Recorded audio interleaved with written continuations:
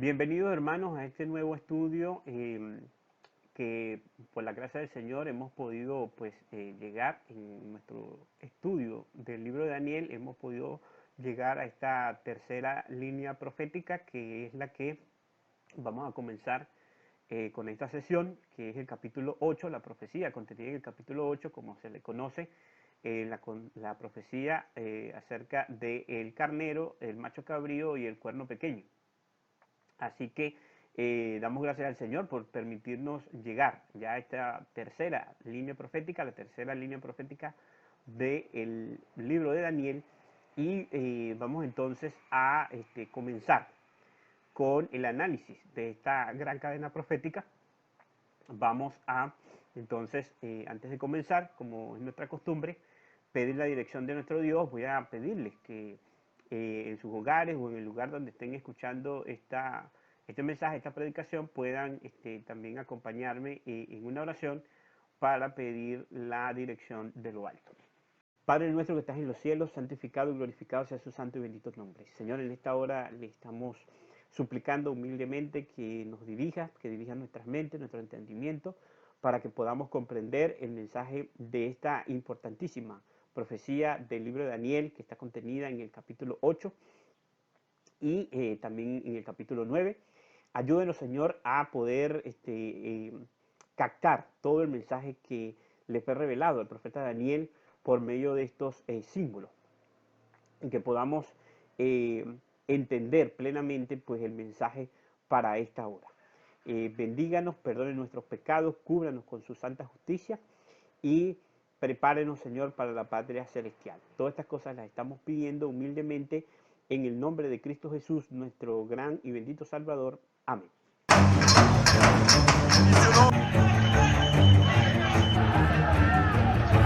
If we respond, it is World War III.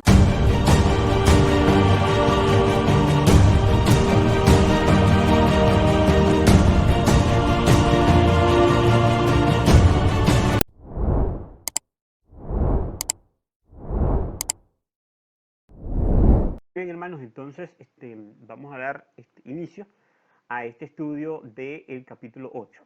El capítulo 8 obviamente es la tercera línea profética del libro de Daniel, es decir, en el capítulo 8 comienza esta tercera línea y obviamente el capítulo 9 también forma parte de esta línea, puesto que en el capítulo 9, como vamos a ver, llegado su momento, vamos a ver también que el ángel que le explica la visión a Daniel en el capítulo 8, él regresa para darle una luz adicional en el capítulo 9 acerca de los periodos proféticos que Daniel va a ver, le va a ser revelado en este capítulo 8 que vamos a estudiar. Entonces, capítulo 8 y el capítulo 9 del libro de Daniel forman parte de la misma línea profética. Obviamente, siendo el capítulo 9 una luz adicional que se le da al profeta, una explicación adicional que se le da al profeta Daniel con respecto al periodo, como vamos a ver en su debido momento, con respecto al periodo de los 1300, las 2300 tardes y mañanas. Entonces, esta es la tercera línea, como ya he mencionado, del libro de Daniel. Obviamente hacemos un recuento. La primera línea es la visión o el sueño de Nabucodonosor, de la imagen que vio Nabucodonosor en el sueño. Eso lo encontramos en el capítulo 2 del libro de Daniel. La segunda línea profética encontrada en el libro de Daniel es el capítulo 7, que es precisamente este sueño que tiene, en este caso, el profeta Daniel, acerca de las 4 grandes bestias y del cuerno pequeño y la escena del juicio en el cielo. Eso lo encontramos en Daniel capítulo 7. Y ahora, entonces, estamos en esta nueva visión, una nueva visión que recibe el profeta Daniel en este capítulo 8 y que en el capítulo 9, entonces, viene la siguiente parte de la interpretación de dicha visión. Entonces, algo interesante que encontramos en los primeros versículos de este capítulo 8 es el hecho de que ya el capítulo 8 está completamente registrado, fue completamente registrado en hebreo. Ahora, ¿por qué hacemos esta referencia? ¿Por qué resaltamos este detalle? Porque como habíamos mencionado en los temas introductorios, el libro de Daniel en su totalidad se divide en ciertas secciones. Habíamos mencionado que el libro de Daniel estaba dividido en dos secciones idiomáticas, por decirlo así. Es decir, hay una gran parte del libro de Daniel que está escrita en arameo y el resto está escrita en hebreo. Ahora, ¿por qué aquí es significativo mencionar por qué Daniel escribe este capítulo 8 y a partir, obviamente, de este capítulo 8 hasta el final del libro, por qué lo escribe o vuelve a escribirlo en hebreo? Obviamente, los babilonios estaban muy interesados en el conocimiento de las estrellas y del futuro. Y por lo tanto, ellos eran muy dados a el estudio de lo que se refería en ese tiempo a lo que eran profecías. Como este capítulo, como vamos a ver, ya no menciona a Babilonia como el primer poder de la profecía, porque puesto que vamos a ver que este capítulo es precisamente dado, esta visión que recibe Daniel es precisamente dado en el año en el que cae, obviamente, Babilonia, que es invadida por los ejércitos de Medio y de Persia.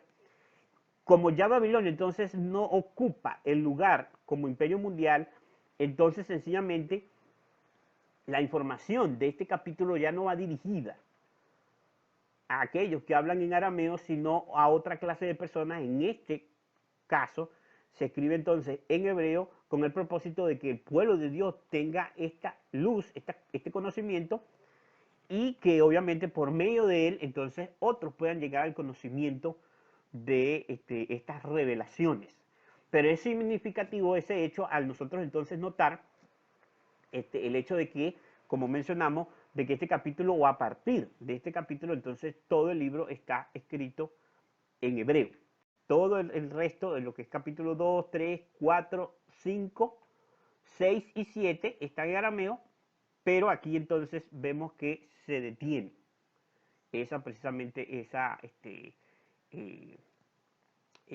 se vuelve a escribir otra vez en hebreo. Entonces, ese es un detalle importante analizar, puesto que tiene su valor desde el punto de vista de nosotros entender hacia dónde pues va dirigido un mensaje cuando viene de parte de Dios, una revelación profética. Muchas veces hay personas a las cuales, es decir, hay grupos de personas a las cuales ese mensaje ya no va a afectar y por lo tanto el Señor no dirige ese mensaje hacia tales grupos de personas, sino a otros, a los cuales se va a aplicar la profecía y a los cuales van a estar más relacionados con el cumplimiento de esos acontecimientos predichos. Y también podemos ver una suerte de fin de tiempo de gracia para aquellos poderes que han sido señalados por la profecía y han cumplido con su papel, su rol en la historia, y entonces, por lo tanto, una vez que lo han cumplido, que estos poderes entonces han caído, entonces ya no son considerados por el Señor, por la providencia, como parte importante, pues a los cuales va dirigido la revelación de estos acontecimientos futuros. Cuando entonces comenzamos, obviamente, la lectura, en este capítulo vamos a ver en los primeros versículos, algunos de los, vamos a estar haciendo referencia a algunos de los puntos que tocamos en los temas precisamente introductorios, porque aquí es donde vamos a comenzar a ver algunas de las cosas que se mencionaban en esos estudios, los cuales no hemos hecho ninguna referencia. Y vamos a ir mencionando algunos detalles interesantes, porque estos primeros versículos generalmente no son muy estudiados. Sin embargo, tienen una importancia para el pueblo de Dios y para todos aquellos que desean contemplar los símbolos, es decir, escudriñar, reflexionar, entender a cabalidad los símbolos que están contenidos en esta profecía. Entonces, cuando nos ubicamos en Daniel capítulo 8, nos vamos a dar cuenta que, pues, obviamente el versículo 1 nos dice lo siguiente. En el año tercero del reinado del rey Belsasar, me apareció una visión a mí, Daniel, después de aquella que me había aparecido antes. Entonces, notemos lo primero que nos dice entonces el profeta. El profeta nos dice que esta visión la tuvo en el tercer año del reinado del rey Belsasar. Y que esta visión obviamente fue después de la que ya le había aparecido antes. Noten entonces la fecha que se nos da allí. Este es uno de los primeros puntos a resaltar. La fecha para este capítulo 8 ha sido debatida. Y hoy en día, pues, algunos sostienen una fecha y otros sostienen otra. Sin embargo, este estudio pretende seguir la interpretación de nuestros pioneros adventistas y especialmente la fecha en que fue dada en la predicación del mensaje del primero y del segundo ángel, o la predicación de Guillermo Miller. Cuando leemos o revisamos el afiche de 1843, nosotros entonces notamos que la fecha que se nos da para el derrocamiento de la antigua Babilonia es el año 538. Y esa es la fecha que está referida en este versículo 1 del capítulo 8 de Daniel. Es decir, el tercer año del rey Belsasar. Cuando entonces nosotros notamos, él nos dice que esta visión obviamente la tuvo después de la primera que le había aparecido, es decir, la del capítulo 7, donde cuando revisamos el capítulo 7, en el versículo 1 nos dice: en el primer año de Belsasar, rey de Babilonia, tuvo Daniel un sueño y visiones de su cabeza mientras estaba en su lecho. Luego escribió el sueño y relató lo principal del asunto. Nosotros entendemos que en la visión o el sueño del capítulo 7 se dio en el primer año del rey Belsasar, y ahora esta visión del capítulo 8 se da en el tercer año del reinado del mismo rey, de Belsasar. Siendo entonces la fecha para el capítulo 7 el 540, y para esta segunda visión de Daniel el 538. Y coincidiendo con el año en el cual Babilonia está siendo derrocada. Ahora notemos algo interesante que surge obviamente de este texto, y es el hecho entonces de que se está ubicando el momento en el cual Daniel está teniendo esta visión, en el momento en ese año en que todavía estaba el gobierno de Babilonia, puesto que él fecha el tercer año del reinado del rey Belsasar. No dice el primer año de Darío el Medo, que fue obviamente el rey que conquistó a Babilonia. Noten entonces que él está fechando su visión todavía dentro del espacio de gobierno de Belsasar, es decir, del rey de Babilonia. Es decir, que en el momento en que él recibe esta revelación, todavía quedaban los últimos, digámoslo así, instantes, no sabemos exactamente cuánto tiempo, tal vez quedaban semanas, quedaban meses, del poder de Babilonia estando en el poder. Ahora, notemos algo sumamente importante, que es el hecho de que entonces estos primeros versículos nos describen a nosotros parte del contexto de lo que estaba también experimentando el profeta Daniel. Y es otra referencia importante que vale la pena destacar con respecto a lo que mencionábamos del correcto sistema de interpretación profética, es decir, de las profecías. Cuando mencionábamos que habían tres grandes sistemas de interpretación, más adelante vamos a volver a hacer una mención con respecto a estos sistemas, y que el sistema de interpretación prácticamente confeccionado por, es decir, elaborado, estructurado de una manera más sistemática la interpretación por los pioneros adventistas, es el sistema historicista, como se le conoce. Es decir, Ya lo habíamos mencionado en los temas introductorios, es el sistema por el cual se interpreta la profecía desde el punto de vista histórico, es decir, la profecía que nos hablan de los últimos días, es decir, que nos muestran los acontecimientos que se van desenvolviendo en la historia hasta el final de la historia del mundo, comienza a cumplirse desde el mismo tiempo del profeta que recibe la revelación, y esa revelación nos traslada, o es decir, va a transcurrir, va a desarrollarse hasta desencadenar en el fin del mundo o en los tiempos finales, en los tiempos del fin de la historia de esta tierra. Ese es el método historicista.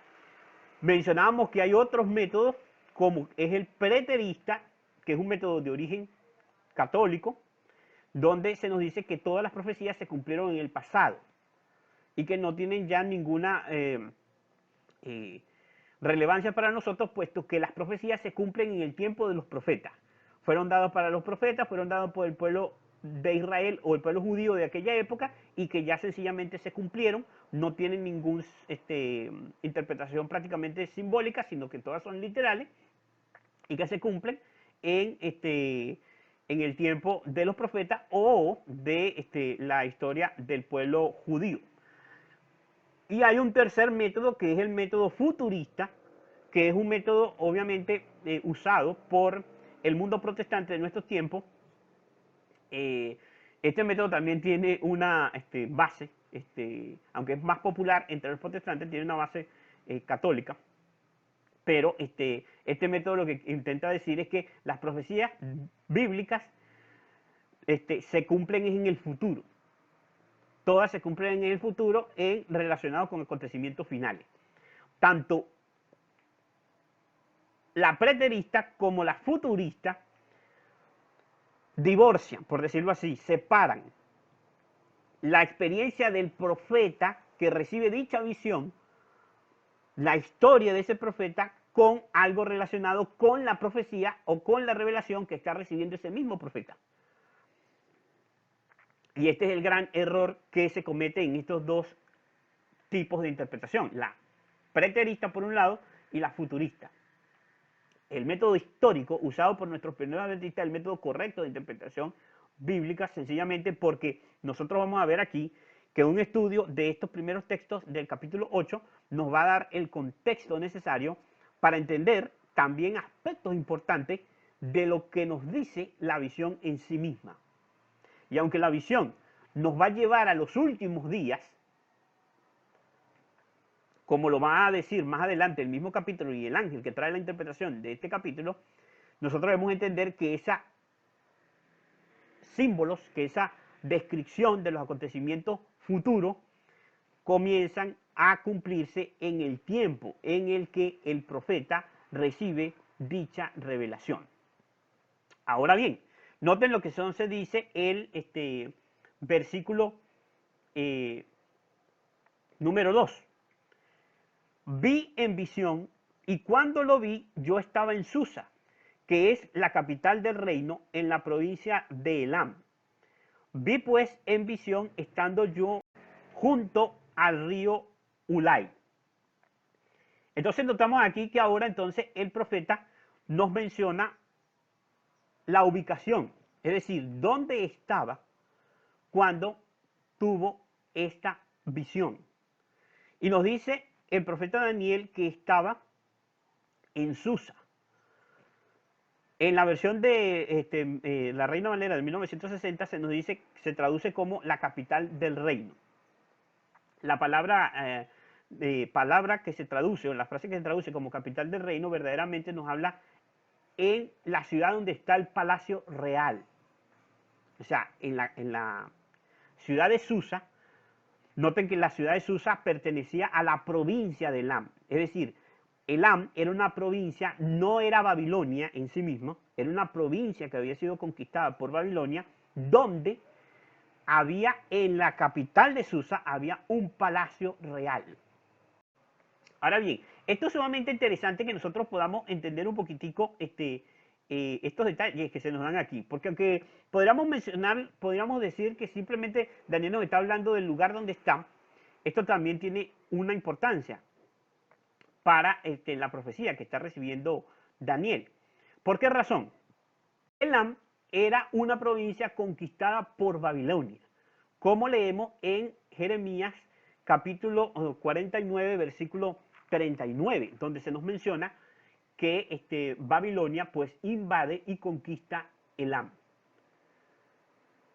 Y es sumamente interesante entonces ver ese hecho que ellos tenían un palacio real en esta provincia que habían conquistado, es decir, los babilonios habían conquistado a Elam, la habían sometido, como describe capítulo 49 y versículo 39 del libro de Jeremías. Y es interesante ver que Elam se rebela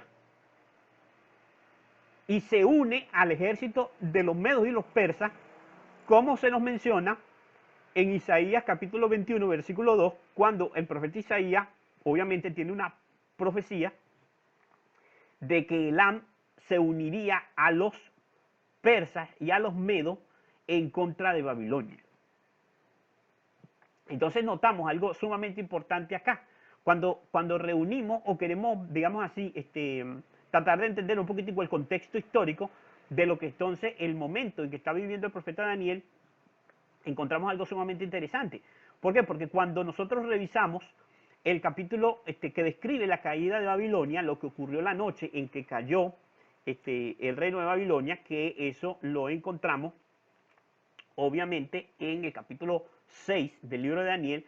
Nosotros recordamos que había una noche de banquete. Belsasar estaba en banquete mientras la ciudad de Babilonia estaba siendo sitiada por los ejércitos de Media y de Persia. Obviamente nos dice allí que allí en ese momento ya estaban obviamente todos los aliados que había conseguido los medios y los persas, entre los cuales está Elam, que según el profeta Isaías, como acabamos de hacer referencia, había o estaba allí, había subido, es decir, se había preparado en guerra contra precisamente Babilonia. Lo encontramos en Isaías 21, 2, cuando dice: visión dura me ha sido mostrada, el prevaricador prevarica y el destructor destruye, sube, oh Elam, sitia, oh Media, todo su gemido hice cesar. Entonces noten lo que decía el profeta Isaías. El profeta Isaías entonces había visto esto, había visto que esta provincia que había sido conquistada originalmente por Babilonia, es decir, en ese momento estaba bajo el control de Babilonia, se rebela y se une a los medos y sube para sitiar ¿a quiénes? A Babilonia, para entonces unirse a los enemigos de Babilonia y destruir a Babilonia en lo que está descrito en el capítulo 6 del libro de Daniel. Ahora, ¿por qué entonces es interesante mencionar esto? Porque obviamente estos detalles que parecen ser simplemente de propósito de ubicación temporal y geográfica de la visión, realmente tienen un contexto interesante, porque podríamos entonces mencionar que el profeta Daniel estuvo envuelto. Si bien recibe la visión en Susa, es decir, que mientras estuvo en Susa, no sabemos, no conocemos, porque no nos dice la razón de esa misión, o sea, de esas razones por las cuales él estaba allí, tal vez con un propósito diplomático, es simplemente especulación. Pero él tiene la visión. En esa visión, como vamos a leer a continuación, ya se menciona a Medo y Persia como el primer poder, es decir, el poder que iba a estar reinando. Ya desaparece un símbolo al cual se le asigne a Babilonia. Es decir, que ya por medio de esta visión, Daniel podía saber claramente que ya Babilonia no era considerada como una potencia, porque obviamente estaba muy cerca de caer, de ser derrotada por los medos y los persas.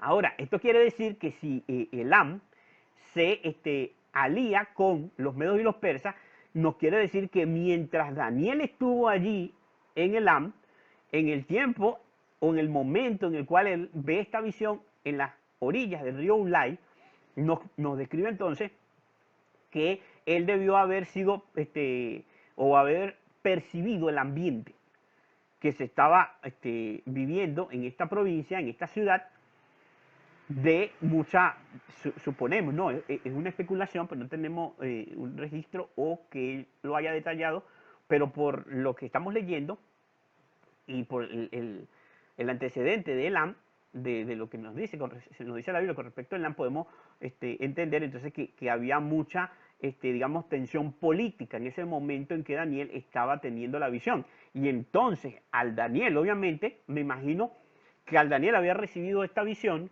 y los símbolos que van a aparecer a continuación, obviamente, fue una revelación directa del cielo, porque Daniel llegó a comprender lo que iba a desencadenarse en los asuntos inmediatos a esta tensión política que existía en ese tiempo, puesto que ya el reino de Medio de Persia se había levantado contra Babilonia y había esa pugna, había una guerra entre estos dos grandes poderes, y que vemos entonces como Elam, que precisamente era una provincia de Babilonia, ahora entonces obviamente se va a rebelar para unirse con Medio y Persia y acompañarlo en su sitio, es decir, en la invasión de los ejércitos de Medio de Persia a la ciudad de Babilonia. Entonces, estos dos versículos son sumamente interesantes cuando lo analizamos desde este punto de vista. Pero vayamos entonces, entremos directamente en cuál fue lo que fue la revelación, la visión en sí misma. Lo encontramos obviamente en el versículo 3, dice: alcé los ojos y miré, dice el profeta, y he aquí un carnero que estaba delante del río, y tenía dos cuernos, y aunque los cuernos eran altos, uno era más alto que el otro, y el más alto creció después. Entonces notemos lo que nos está diciendo la visión. El primer símbolo de la visión nos menciona que Daniel ve un carnero que dice que está parado en una de las orillas del río, está delante del río. Este carnero dice que tiene dos cuernos, pero un cuerno es más alto que el otro y crece después. O sea, el cuerno que es más alto que el otro crece después a la postre. Ahora notemos algo sumamente interesante con este símbolo, porque también nos resalta uno de los principios que ya hemos mencionado anteriormente y que van a ser principios fundamentales de interpretación a lo largo de todo el libro de Daniel, porque nos van a permitir también más adelante en la última visión o la última línea profética del libro de Daniel, la que tenemos en el capítulo 11, usarlo y tomar muy en consideración este principio que se nos está mostrando aquí. ¿Cuál es el principio? Notemos, aquí en el capítulo 8 se nos interpreta directamente quién es este carnero. En el versículo 20 del capítulo 8, el ángel Gabriel, como vamos a ver, llegado a ese momento, dice, el ángel Gabriel le dice a Daniel: en cuanto al carnero que viste, que tenía dos cuernos, estos son los reyes de Media y de Persia. Ahora, notemos entonces, aquí nos está diciendo que el carnero que viste, que tenía dos cuernos, le dice Gabriel a Daniel, son los reyes de Media y de Persia. Recordaremos entonces que Media y Persia era una unión de dos nacionalidades. Este reino era una unión de dos nacionalidades, la nacionalidad de los medos, es decir, la nación de los medos y la nación de los persas, unidos estos dos pueblos por lazos familiares. Entonces, entre Darío, el rey de los medos, y Ciro, el príncipe en ese momento de los persas, es decir, el dirigente de los persas. Ahora bien, ¿qué es lo que no estamos queriendo resaltar con este versículo? Este versículo, cuando nosotros lo comparamos con las demás cadenas proféticas que ya hemos estudiado, es decir, con la cadena profética del capítulo 2 y la cadena profética del capítulo 7, vamos a notar muy interesante. Aquí acabamos de darnos cuenta que este carnero representa a los medos y los persas. Noten, ya no hay un símbolo para representar a Babilonia, porque ya se considera Babilonia que ya Babilonia ha sido derrotada, ya ha sido destruida, es decir, no ha sido destruida en un sentido literal en ese momento, pero ya ha perdido su poder porque ya su destino está en manos de ¿quién? De la siguiente nación que viene surgiendo, que no tiene el poder en ese momento, el poder o la autoridad de Babilonia, puesto que no la ha invadido por completo ni la ha hecho caer, pero ya para el cielo se la considera a los medos y los persas como, ¿qué cosa? Como la nación que va a ser tomada en cuenta en la descripción profética. Por eso el simbolismo comienza con el carnero que representa a los medos y a los persas.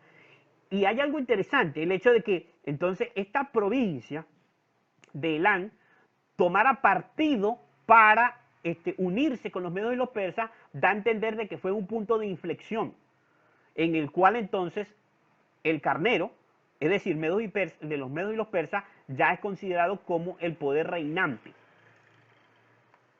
en comparación a el decaimiento precipitado de Babilonia en ese mismo año.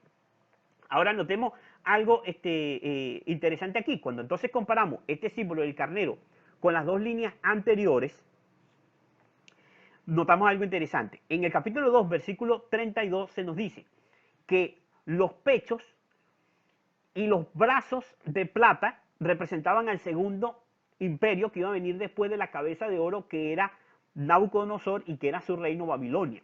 Babilonia era la cabeza de oro en la imagen del sueño del capítulo 2, y los pechos y los brazos de plata representaban el reino que vendría de después, es decir, Medo-Persia. Ahora noten lo interesante.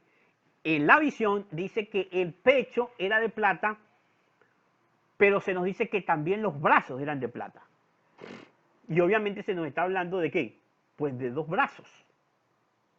Así como el carnero tiene dos cuernos, así el pecho de plata, que vendría, sería el metal que vendría a posterior del oro, también tiene dos brazos de plata.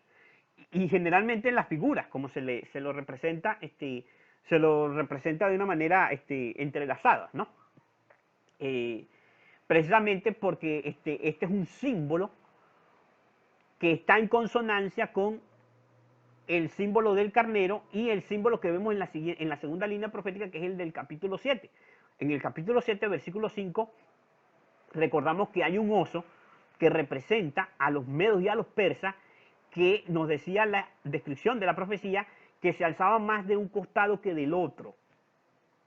Es decir, uno de sus costados era más alto que el otro. Ahora, aquí en el capítulo 8 del libro de Daniel se nos dice que este carnero tiene dos cuernos, los cuales son los reyes de Media y de Persia, según lo que nos dice el ángel Gabriel, pero se nos dice que el cuerno de Persia, es decir, el siguiente cuerno, el segundo cuerno, era más alto que el primero y que iba a crecer, a la postre iba a crecer más. Esto es exactamente lo que ocurrió en el imperio de Medio y de Persia, cuando obviamente con el transcurrir del tiempo los medos pasaron a un segundo plano y los que terminaron imponiéndose y tomando fuerza y poder fueron los persas. De hecho, la historia nos dice que desde el mismo principio de la historia de los medos y los persas, la unión de estas nacionalidades era precisamente porque Ciro era el gran general de Darío. Darío era un anciano cuando ellos obtienen la victoria sobre Babilonia, y Ciro era un joven general persa. ¿Y qué ocurrió? Obviamente, a la muerte de Darío, el Medo, que es el Darío que encontramos en los capítulos del libro de Daniel, especialmente pues, en la descripción del foso de los leones, ese Darío, el Medo, Darío I, va a ser sucedido por Ciro, pero en este caso Ciro el persa, es decir, Darío el Medo va a ser sucedido por Ciro el persa. Es decir, entonces, al tomar entonces el poder los persas, colocar a Ciro como su rey, entonces los persas toman más poder con respecto a los medos. Y es lo que dice que esto entonces está representado por estos dos cuernos, estos dos reyes, es decir, el rey de Media y el rey de Persia. Está presente pues en este símbolo del carnero. Ahora, esta historia, obviamente, pues es sumamente interesante porque nos permite contemplar ese principio, mis hermanos, que lo resalto porque lo vamos a estar haciendo mención en la última línea profética que está en el capítulo 11.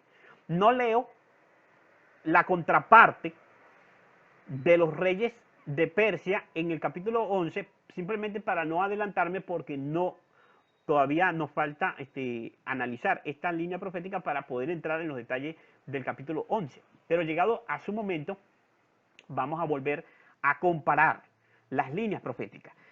Al nosotros llegar a esta tercera línea profética del libro de Daniel, nosotros vamos a comenzar a ver con más fuerza el hecho de que para poder interpretar correctamente las líneas proféticas, mis hermanos, necesitamos comparar estas líneas proféticas, porque fue el método que aplicaron nuestros pioneros adventistas y nosotros lo vemos claramente en el afiche de 1849, cuando vemos que las profecías del libro de Daniel y las profecías del libro de Apocalipsis se alinean.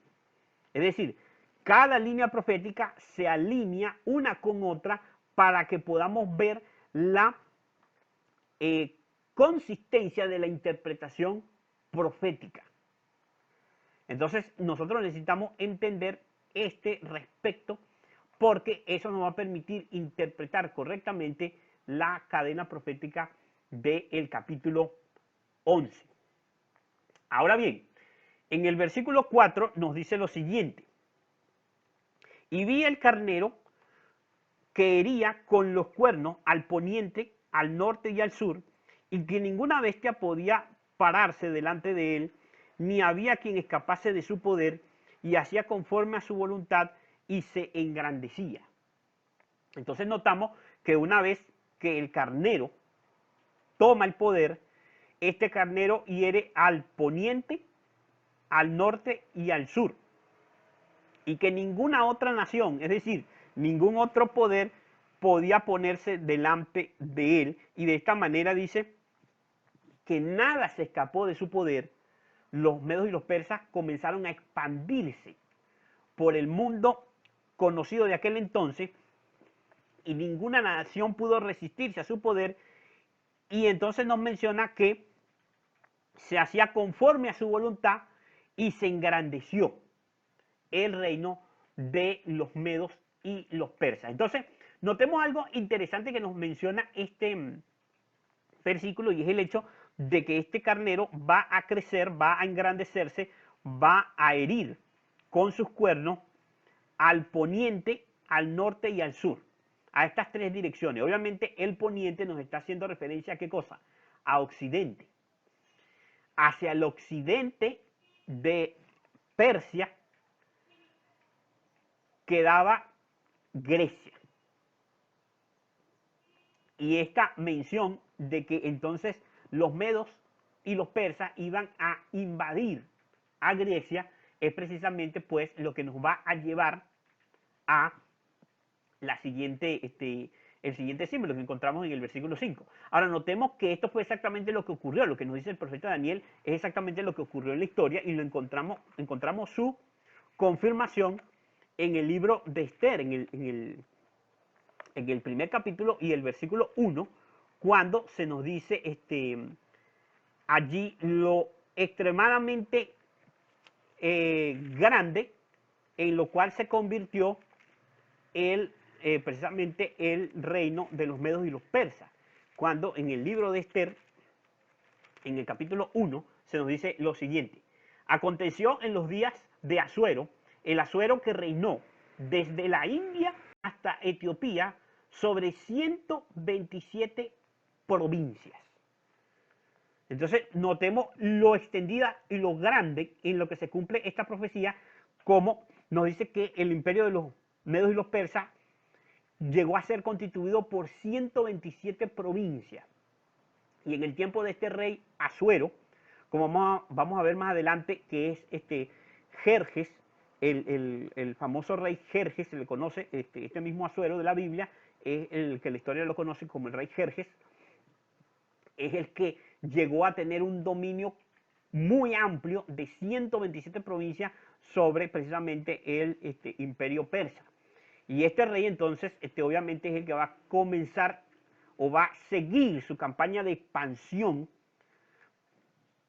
sobre los territorios especialmente del poniente, del norte y del sur, pero específicamente del poniente, porque en el poniente se va a encontrar con la nación de los griegos o de Grecia, que obviamente es parte de la interpretación o parte, mejor dicho, de la descripción profética que nos sigue a continuación.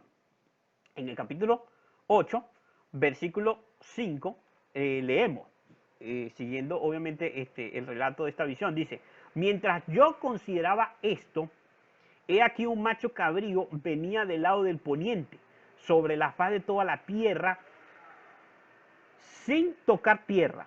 Y aquel macho cabrío tenía un cuerno notable entre sus ojos.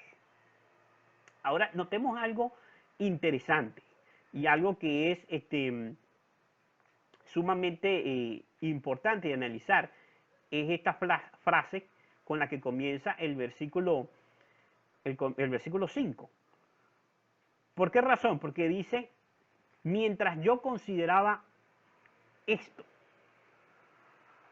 Y aquí nos habla de la intención del profeta, es decir, de la experiencia del profeta. El profeta estaba tratando de entender los símbolos anteriores, es decir, el símbolo de Medio y de Persia, mientras él sopesaba, mientras él reflexionaba, mientras él, por lo que habíamos dicho al principio con respecto a su contexto, al contexto, a la realidad del momento histórico en el cual estaba viviendo Daniel, mientras él consideraba todas estas cosas con respecto al símbolo del carnero. Y notemos esto sumamente interesante, porque esto nos revela algo que no podemos dejar de pasar por alto, porque establece un ejemplo para los amantes de la verdad y de todos aquellos que dedican tiempo, hermano, a la consideración de estos símbolos proféticos. El mismo profeta que recibió estas revelaciones dedicó consideración, él se estaba considerando, estaba reflexionando en el estudio y en el análisis de estos símbolos.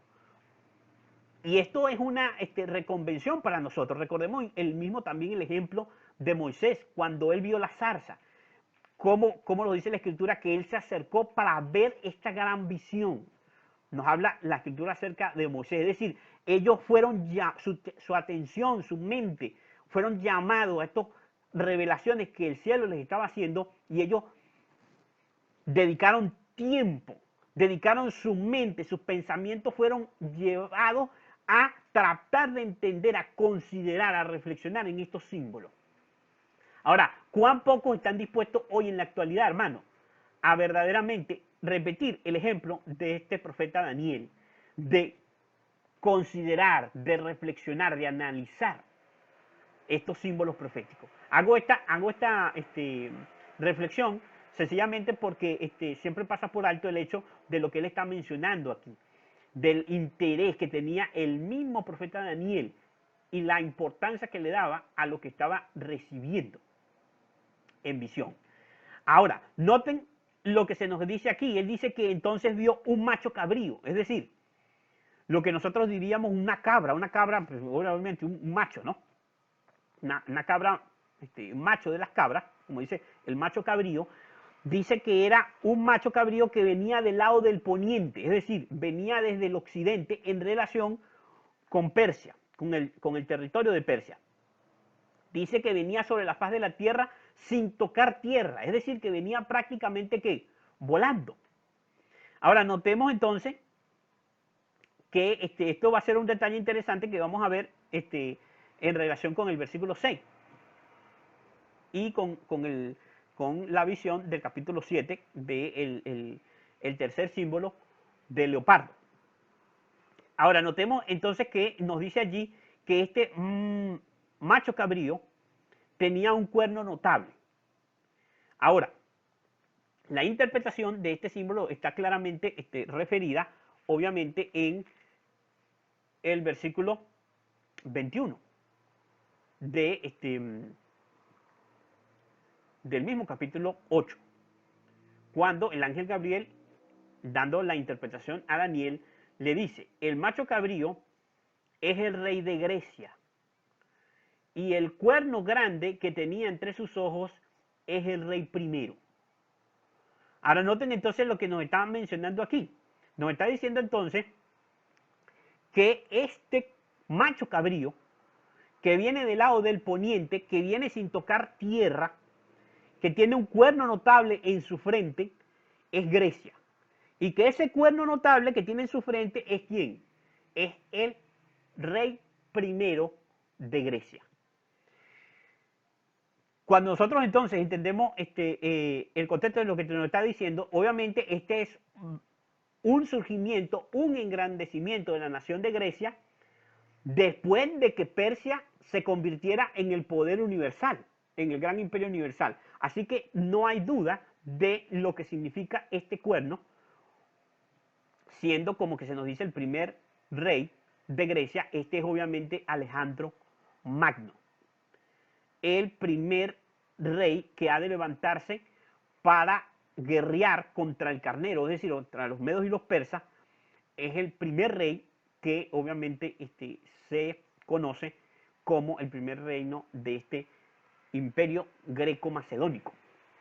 Ahora notemos algo entonces interesante. Entonces entendemos, el macho cabrío es Grecia, el cuerno notable es Alejandro Magno. Sigamos leyendo entonces lo que nos dice el versículo. El versículo nos decía que viene sobre la faz de la tierra. Esto está en relación con ¿qué? Vamos a verlo, vamos a ver en el versículo 6 que el cuerno notable va a ser quebrado y en su lugar van a salir 4 cuernos. Eso lo vamos a leer en el versículo 6. ¿Por qué me adelanto? Porque quiero comparar nuevamente este símbolo de la tercera línea profética que encontramos en este capítulo 8 con la segunda línea profética, es decir, con la bestia que corresponde en el capítulo 7 a Grecia. Y vemos que el leopardo de 4 cabezas y 4 alas, obviamente está alineado con este símbolo del macho cabrío que representa a Grecia. Que en esta línea profética se nos describe entonces como teniendo un cuerno notable que va a ser quebrado, en su lugar van a salir 4 cuernos que están obviamente en relación con las 4 cabezas del leopardo del capítulo 7, y las 4 alas están en relación a la velocidad, como habíamos mencionado, y quiere decir que si tenía 4 alas era porque volaba. Ahora, el carnero, y en este caso el macho cabrío, no se mencionan que tienen alas. Sin embargo, el macho cabrío se dice que el macho cabrío viene sobre la faz de la tierra sin tocarla. Es decir, que viene volando, aunque no se hace mención a que tenga alas. Pero obviamente este símbolo, el leopardo, de las 4 cabezas y las 4 alas, está alineado con el macho cabrío de cuerno notable, y como dice el versículo 6, leemos a continuación, dice, y vino hasta el carnero de 2 cuernos que yo había visto en las riberas del río, y corrió contra él con la furia de su fuerza, y lo vi que llegó junto al carnero y se levantó contra él y lo hirió y le quebró sus 2 cuernos, y el carnero no tenía fuerzas para pararse delante de él, lo derribó por tanto en tierra y lo pisoteó, y no hubo quien librase al carnero de su poder. Y el macho cabrío se engrandeció sobremanera, pero estando en su mayor fuerza, aquel gran cuerno fue quebrado, y en su lugar salieron otros 4 cuernos notables hacia los 4 vientos del cielo. Entonces notamos esto sumamente interesante, esta descripción, porque es muy importante que nosotros notemos lo que nos dice aquí. La forma en que está descrita el enfrentamiento entre este macho cabrío y el carnero que representaba a los medios de los persas es exactamente lo que ocurrió en la historia. Es decir, en el sentido simbólico. Noten qué fue lo que ocurrió. Después de que los griegos soportan la invasión de los persas y pueden contener las hordas y la invasión persa, pueden evitar la invasión obviamente de los persas con las famosas batallas que fueron libradas allí, la batalla de las Termópilas, y toda esta defensa que los griegos hacen de su nación. Después entonces de esto, los griegos se levantan para guerrear contra los persas, para destruir a los persas, para destruir esa amenaza contra lo que ellos llamaban su hegemonía. Entonces se levanta en Macedonia, obviamente, pues Ciro, este joven rey que se levanta y con el propósito de expandir el reino de los griegos y destruir a los persas. ¿Y qué ocurre entonces? Dice allí que la batalla definitiva para destruir a Persia, ya ahora no es Medo-Persia invadiendo a Grecia, sino Grecia atacando, yendo al territorio de los persas, y ellos se encuentran, el ejército de los persas, los generales del rey persa se encuentran en el río Granicus. O sea que estaban todos los ejércitos persas esperando a los ejércitos griegos a orillas del río Granicus. Y mientras vienen en estampida los ejércitos de Alejandro Magno, cruzan el río, y a pesar de obviamente la proeza de cruzar un río y seguir en embestida contra el ejército que simplemente los está esperando, dice que la embestida del ejército de los griegos fue tan brutal, tan estratégica, tan certera, que acabaron con el ejército de los generales compuestos por los generales del rey de Persia, y que finalmente entonces estos, después de haber destruido a este ejército a las orillas del río Granicus, entonces ellos van a invadir a las ciudades de los persas, específicamente la capital, que era Persépolis, donde entonces allí capturan finalmente a toda la familia real y destruyen al rey de Persia. Entonces, notemos que la figura que se nos muestra acá, como el macho cabrío corre con todo el ímpetu de su fuerza a atacar al carnero que estaba delante del río, es exactamente lo que ocurrió en la historia, como se acerca el macho cabrío, dice que derriba al carnero, pisotea al carnero, quiebra los dos cuernos del carnero, que son los medos y los persas, y el carnero no tiene fuerza para ponerse en pie, no tiene fuerza delante de Grecia, no tiene fuerza delante del macho cabrío. Entonces el macho cabrío lo pisotea, lo destruye, y esto es exactamente lo que se verificó en la historia, como el poderío de este ejército bajo el mando de Alejandro el Magno, pues arrasó con lo que era hasta ese entonces el imperio que se parecía ser indestructible, que parecía ser imbatible, que era el reino o el imperio persa. Entonces, notemos entonces que esto nos lleva hasta el año 331 y 332, porque nos dice la descripción profética que estando en su mayor fuerza, aquel gran cuerno fue quebrado.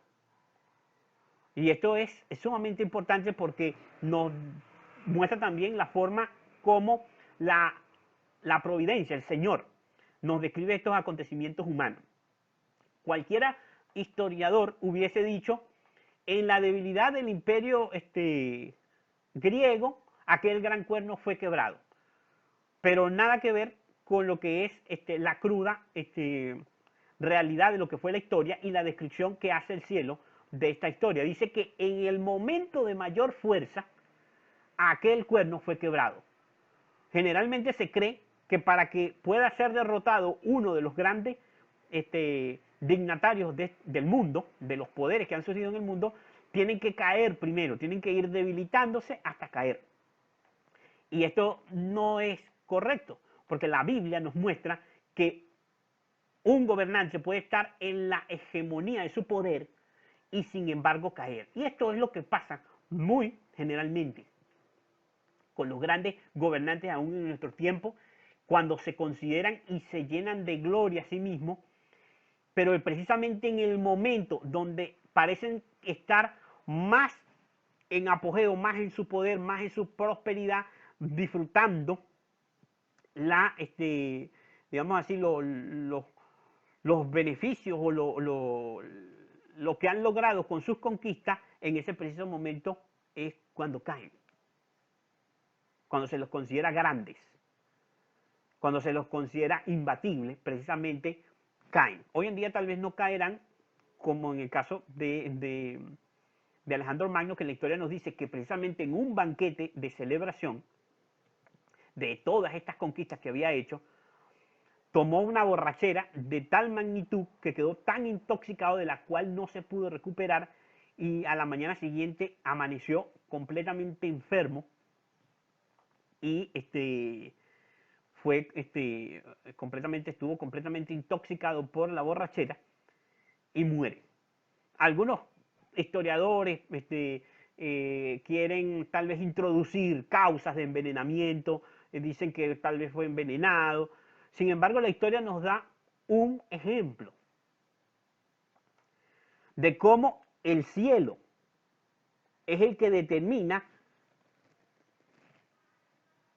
el desenlace de estos gobernantes que llegan a la grandeza y en la grandeza de su poder son ¿qué? Son quebrados. Esto sigue ocurriendo. Muchos gobernantes de nuestros días contraen enfermedades mortales y sus adeptos prefieren decir, no, fue envenenado, fue una técnica con tecnologías modernas para producir enfermedades como cáncer, etcétera, etcétera, etcétera. Sin embargo, nosotros vemos que el cielo no lo ve así. El cielo menciona simplemente en la cúspide de su poder fue quebrado. Esto es importante, que los que analizan los símbolos proféticos verdaderamente entiendan lo que la Biblia, lo que el cielo, lo que el Señor quiere revelarnos por medio de estos símbolos proféticos. Entonces, notamos entonces cómo precisamente pues todo este acontecimiento se cumplen y cómo pues entonces este reino de los medos y los persas, es decir, del carnero, fue destruido en el año 331 y 332, como lo menciona también el afiche profético de 1843. Volviendo al versículo 8 que leímos rápidamente, dice que el macho cabrío se engrandeció sobremanera, pero estando en su mayor fuerza, aquel gran cuerno fue quebrado y en su lugar salieron otros cuernos notables hacia los cuatro vientos del cielo. Con la muerte de Alejandro, en pleno banquete de celebración, obviamente el reino quedó, digámoslo así, en esa incertidumbre. Inmediatamente se intentó colocar a su hermano como el sucesor. A sus hijos estaban muy pequeños y su familia, pero rápidamente su hermano fue asesinado y sus hijos y familia, todos fueron paulatinamente asesinados en cuestión prácticamente de un año. Así que sus cuatro de sus generales, que eran los que habían sido comisionados en cada una de las regiones que había conquistado Alejandro, esos generales habían sido posicionados por Alejandro en esas regiones y eran los que había comisionado Alejandro Magno para gobernar en esas regiones. Al ver esta situación de inestabilidad política, de que no se sabía quién era el que iba a quedarse con la corona, ellos inmediatamente se nombraron cada uno en sus distintos lugares como reyes. Estos cuatro generales fueron Casandro, que tenía Grecia y los países vecinos; Lisímaco, que tenía Asia Menor; Seleuco, que tuvo Siria y Babilonia, y de quien vino la línea de los reyes conocidos como los Seleucidas, tan famosos en la historia, como lo vamos a ver en el resto de la historia y especialmente en la línea profética del libro del capítulo 11, mejor dicho. Y Ptolomeo, hijo de Lagus, que tenía Egipto y de quien surgió se conoce como la Guide o la Guidae, que es obviamente la hegemonía pues de los reyes ptolomaicos, como se les conoció, es decir, esa línea real de estos reyes. Entonces, notemos entonces la división de estos que representan estos cuatro cuernos notables, precisamente estos generales que se nombraron a sí mismos como reyes. Al ver la disolución del reinado de Alejandro, ellos entonces se nombran como reyes: Casandra, Lisímaco, Seleuco y Ptolomeo. Entonces, notamos entonces en el versículo 9 el siguiente símbolo que se nos menciona acá, que dice, y de uno de ellos, noten esto interesante, la forma como comienza el versículo 9, y de uno de ellos salió un cuerno pequeño, que creció mucho al sur, al oriente y hacia la tierra gloriosa. Aquí entonces nosotros notamos el siguiente símbolo profético, porque aparece el cuerno pequeño, obviamente relacionado con la línea profética anterior del capítulo 7, porque también se mencionó a este cuerno pequeño. Ahora notemos algo aquí interesante. Este cuerno pequeño y la aparición y lo que representa el cuerno pequeño ha sido uno de los debates en cuanto a la profecía mucho más difundido o más populares o más comunes en cuanto a lo que representa este cuerno pequeño. Ahora, notemos por qué. Porque aquí es donde vemos la manifestación de los sistemas de interpretación profética que hicimos mención anteriormente. Algunos mencionan que este cuerno pequeño se refiere a Antíoco Epífanes. Esos que mencionan, o sea, que interpretan este cuerno pequeño como Antíoco Epífanes son de la tendencia preterista, que interpretan las profecías con este método de interpretación llamado preterista, que como ya he mencionado es un método de origen católico. Los historicistas, o sea, los que usan el método historicista de interpretación de las profecías, ven aquí en esta interpretación y ven este símbolo claramente revelado, porque ahorita vamos a ver cuáles son las evidencias para poder inclinarse a una posición o a la otra, a una interpretación a la otra. Ven aquí claramente revelado a Roma, a el surgimiento de Roma. Notemos entonces por qué razón se dice esto. Dice, y de uno de ellos salió un cuerno pequeño que creció mucho al sur, al oriente y hacia la tierra gloriosa. Notemos algo sumamente interesante aquí. Los que se inclinan por que el cuerno pequeño en este capítulo es Antíoco Epífanes, lo hacen arguyendo que este cuerno surgió de otro cuerno, de otro de los 4 cuernos anteriores.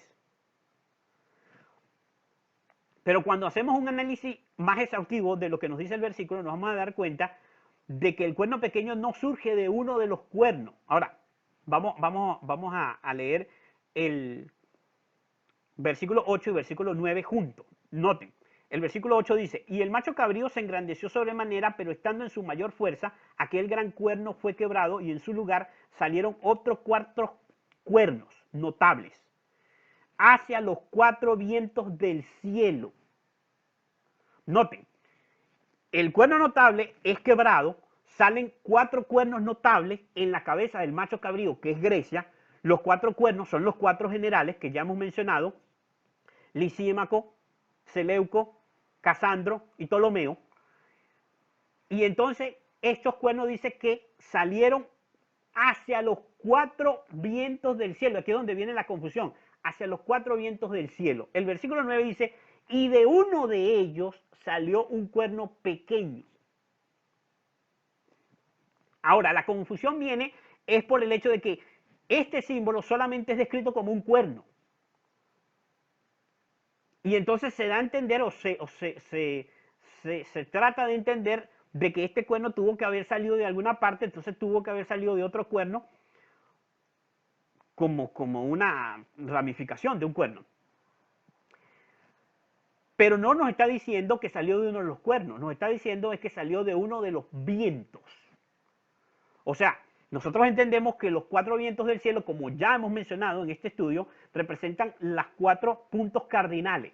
Es decir, 4 ubicaciones, 4 direcciones que se usa para ubicarnos, que es el norte, sur, este y oeste. Eso representan los 4 vientos del cielo, esa mención a 4 vientos del cielo. Aquí se nos mencionaba que los 4 cuernos del macho cabrío, que era Grecia, salieron hacia los 4 vientos del cielo. Es decir, Cada cuerno salió en una dirección. El versículo 9, al referirse al cuerno pequeño, nos está refiriendo y nos dice, y de uno de ellos salió el cuerno pequeño. No está mencionando a uno de los cuernos, está mencionando a uno de los vientos, es decir, de una de las direcciones a los cuales se fueron esos cuernos, de esas direcciones salió el cuerno pequeño. ¿Cómo lo sabemos?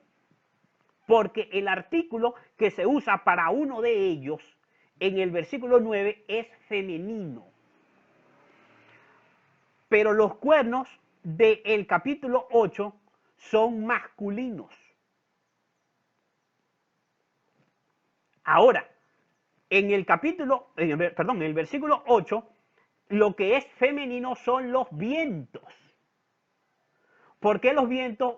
Es la palabra, como ya hemos mencionado, la palabra hebrea ruah, que es viento o espíritu. Y esa palabra es femenina. Entonces, cuando en el versículo 9 se dice, y de uno de ellos, se interpreta como de uno de ellos porque en español la traducción es vientos. Y vientos es masculino en castellano. Y por eso se dice, y de uno de ellos salió un cuerno pequeño. Pero se está haciendo referencia a los vientos, más no a los cuernos. Así que no hay una relación directa con respecto a que de la hegemonía o de la dinastía de uno de estos reyes griegos iba a venir el cuerno pequeño. Para dar a entender de que entonces Antíoco Epífanes iba a venir, pues iba a ser el cuerno representado por el cuerno pequeño. Ahora, notemos, el resto de la descripción que se hace del cuerno pequeño tampoco coincide con Antíoco Epífanes. No puede ser interpretado de esa manera. ¿Por qué razón? Porque se nos dice la Biblia, por ejemplo, el cuerno pequeño sale de uno de los cuatro vientos del cielo, es decir, no tiene una relación con las divisiones del reino de Alejandro. Al entender esto, podemos entonces deducir que viene de cualquier otra parte, en este caso, ¿viene de qué? Viene también del occidente, en relación a que viene del mismo territorio donde está Grecia, porque es una nación que surge de Europa, que en este caso Roma. La interpretación histórica de este símbolo. Ahora notemos por qué. Por las diferentes características que se nos da este cuerno pequeño. Este cuerno pequeño se nos dice que se engrandeció hasta el ejército de los cielos y parte del ejército de los cielos y de las estrellas echó por tierra y las pisoteó. Versículo 10. Y aún se engrandeció contra el príncipe de los príncipes. Y por él fue quitado el continuo sacrificio y el lugar de su santuario fue echado por tierra. Aquí dice que el cuerno pequeño se va a levantar contra el príncipe de los príncipes. El príncipe de los príncipes, aquí, significa, más allá de toda controversia, Jesucristo. Daniel 9:25 nos habla del Mesías príncipe, es decir, el ungido. Hechos 3:15 nos dice que Cristo es el ungido, es el príncipe de la vida. En la versión de la King James nos dice el príncipe de la vida. Y Apocalipsis 1:5 nos habla de Cristo también como el príncipe del cielo. Entonces, el príncipe de los príncipes, porque en Apocalipsis nos dice el príncipe de los reyes de la tierra. O sea, el príncipe que reina sobre los reyes de la tierra, sobre los reinos de la tierra. Es decir, el príncipe de los príncipes. Aquí está hablando entonces de Cristo. Antíoco Epífanes no estuvo en el tiempo en que Cristo estuvo en este mundo, porque Antíoco Epífanes murió 164 años antes del nacimiento de Jesús. Esto está referido y mencionado en el afiche profético de 1843. Y allí lo podemos ver en pantalla. Pero lo que quiero mencionar es que en el afiche profético de 1843 se toman el tiempo, los pioneros se tomaron el tiempo para aclarar esta controversia entre estos dos sistemas de interpretación profética. El sistema de interpretación preterista, que sostiene que el cuerno pequeño es Antíoco Epífanes, y el sistema que ellos sostuvieron, que es el sistema histórico, que dice que el cuerno pequeño es Roma. ¿Cuál era el poder que hizo guerra contra el príncipe de los príncipes y logró la muerte del príncipe de los príncipes? No hay manera de debatir esto y de evitarlo fue Roma. Fue la autoridad por la cual el príncipe de los príncipes, Jesucristo, fue llevado a juicio, fue condenado a la muerte y obviamente pues lo encontramos su registro en el Evangelio. Fueron los romanos, la autoridad romana la que persiguió no solamente al príncipe de los príncipes, sino a los discípulos de Cristo y a los cristianos del primer siglo pues de la era cristiana. Antíoco Epífanes no se engrandeció, como dice la descripción del cuerno pequeño. Noten, el carnero dice que se engrandecía, hacía su voluntad y se engrandecía. Y leíamos en el libro de Esther que tuvo 127 provincias, el reino de los medos y los persas. El macho cabrío dice que se hizo más grande aún que el carnero, puesto que su territorio, porque Alejandro Magno conquistó muchísimo más que todos los conquistadores anteriores del mundo conocido, inclusive llegó a ver tierras que nadie había visto, como la India, que solamente la habían imaginado algunos poetas y pensadores. Él llegó a verla y llegó a conquistarla.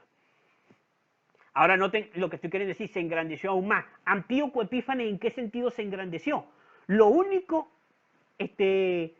llamativo era su nombre, que Epífanes significa notable, significa el sublime. Pero resulta ser que esto solamente era de nombre, puesto que Antíoco se le ponía otro sobrenombre, que se llamaba, era Epímanes, el loco. Porque este rey Epífanes Antíoco Epífanes era un hombre completamente fuera de sus cabales, y las cosas que hizo obviamente fueron completas locuras en la relación que ciertamente tuvo con los judíos y con lo que ocasionó en Judea. Pero esto no hace que sea cumpla las descripciones de la profecía, puesto que las pocas conquistas que tuvo en Egipto tuvo que entregárselas a Roma y tuvo que pagarle impuesto a Roma. Antíoco Epífanes tuvo que pagarle impuesto a Roma, puesto que Roma era el poder que se estaba engrandeciendo. Y aquí vemos algo sumamente importante en la profecía. El símbolo de la profecía, al hablar de engrandecimiento, no puede referirse a un poder que está sujeto a uno superior y hablar de él como que es el poder que se engrandece según la profecía. ¿Cómo puede interpretarse que es Antíoco Epífanes, el cuerno pequeño, que a continuación va a describir la profecía del capítulo 8, cuando Roma era el verdadero poder que estaba sujetando a Antíoco Epífanes? ¿Cómo puedo venir yo a decir que un poder que está sujeto a unas naciones más poderosas es la nación, es el poder que está representado por la profecía? Esto es un gran principio también que vamos a tener que aplicarlo en el capítulo 11 del libro de Daniel. Porque yo no puedo tomar una nación que está sujeta a otras naciones más poderosas que ella y decir, no, el libro de Daniel se está refiriendo a esa nación, a una nación que está sometida a naciones más poderosas. Entonces, claramente es un aspecto que está reflejado en el diagrama profético al ser un inciso que colocaron allí nuestros pioneros y los que diseñaron el diagrama en 1843, al mencionar precisamente esta controversia y decir que Antíoco Epífanes no podía cumplir la profecía y que son los romanos, es decir, el imperio romano, el que cumple las especificaciones del cuerno pequeño.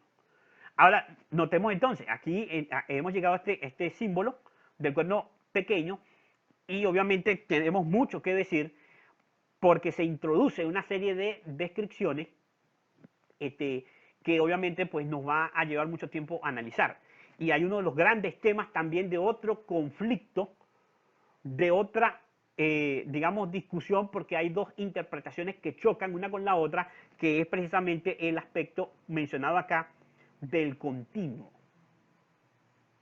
Del continuo.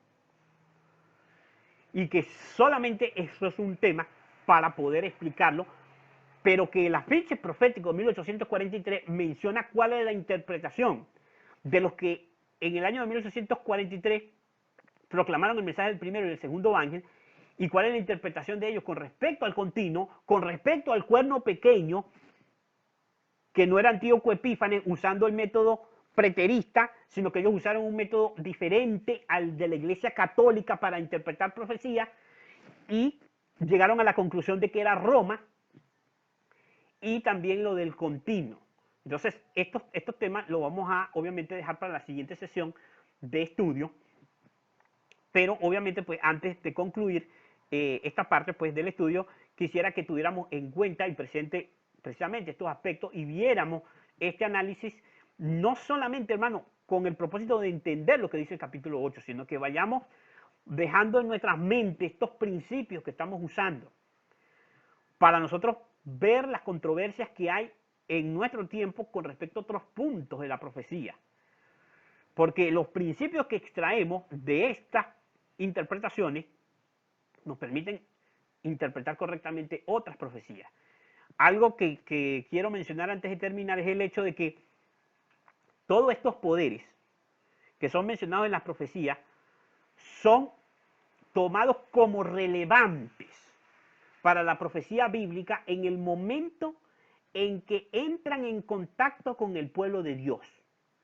Antes, cuando no han entrado en contacto con el pueblo de Dios para esa época, no son relevantes para la profecía bíblica. Es decir, por eso aquí se menciona la aparición de Roma, no del origen de Roma, no del momento en que surge allá con Rómulo y Remo, no. Se nos menciona en el momento en que Roma hace lo que se conoce en la historia como la liga con los judíos. Es decir, que entra en relación con los judíos. Y en ese preciso momento que entra en relación con los judíos, es que Roma toma una relevancia en la profecía y que se comienza a desenvolver su poder arrollador para constituirse en el imperio universal que iba a suceder a estas dinastías que estaban luchando entre los seleucidas y los ptolemaicos, los reyes de la dinastía de Ptolomeo. Entonces, esto es algo sumamente importante porque las naciones paganas, las naciones gentiles del mundo, se convierten en un foco de la profecía cuando entran en relación con el pueblo de Dios. Esto es otro gran principio, hermano, que lo vamos a ver nuevamente en el capítulo 11 del libro de Daniel y que nos va a permitir interpretar correctamente los símbolos del capítulo 11, especialmente los últimos versículos. Que el Señor les bendiga, hermano, que podamos seguir siendo guiados por el Señor en la comprensión de estos temas y que podamos cada día avanzar en nuestra comprensión de estos importantísimos asuntos, que dediquemos tiempo, así como el profeta Daniel, a entender esta visión. Que el Señor les bendiga y vamos a concluir pues con una oración. Padre nuestro que estás en los cielos, santificado y glorificado sea su santo y bendito nombre. Agradecidos, Señor, estamos porque nos ha permitido, por medio de las palabras de esta profecía del capítulo 8 del libro de Daniel, comprender la historia que usted reveló a este profeta, comprender un poco más su propia historia, su propio contexto, las propias vicisitudes, las propias, digamos, la tirantez en la política, en la historia de estos reinos, que nos permiten a nosotros vislumbrar, Señor, los tiempos en los cuales estamos viviendo y cuáles son los principios de la verdadera filosofía de la historia. Ayúdanos, Señor, a comprender la sucesión de estos reinos con relación a nosotros poder discernir estos poderes que están guerreando específicamente en nuestra época y cuáles son los grandes temas que el cielo quiere revelarnos en relación con estas profecías. Tenga misericordia de nosotros, perdone nuestros pecados, siga dirigiendo nuestro entendimiento, que podamos extraer de estas profecías los principios que nos permitirán entender e interpretar las profecías correctamente. Todas estas cosas las estamos suplicando. No porque nosotros haya mérito, Señor, usted sabe que no lo tenemos, somos pecadores, pero lo pedimos humildemente, confiados en sus promesas y en su palabra. Todo esto lo suplicamos en el nombre de nuestro Salvador, Cristo Jesús, el príncipe de los príncipes. Amén.